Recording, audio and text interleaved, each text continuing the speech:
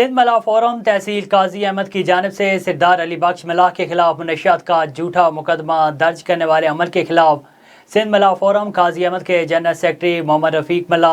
سہیل ملا دیگر نے پریس کلب قاضی احمد کے سامنے احتجاجی مظاہرہ کیا اور سخت نعرے بازی کی۔ اس موقع پر رہنماؤں نے میڈیا سے بات کرتے ہوئے کہا کہ پیپلز پارٹی دولت پور کے باثر رہنماؤں نے ملا برادری کے سردار علی بخش ملاح کی جانب سے ان کے مد مقابل بلدیاتی الیکشن میں حصہ لینے پر ان کے خلاف انتقامی کارروائی کرتے ہوئے منشیات کا جھوٹا مقدمہ داخل کرانے اور انہیں گرفتار کرا کے ان کا میڈیا ٹرائل کرنے والے عمل کی سخت الفاظ میں مذمت کرتے ہیں۔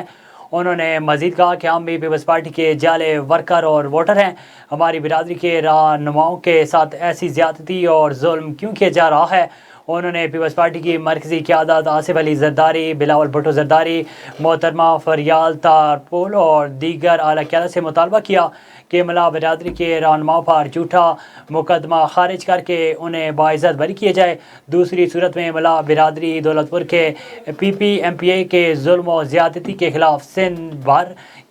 سے احتجاج کا سلسلہ شروع کرنے پر مجبور ہو جائیں گے۔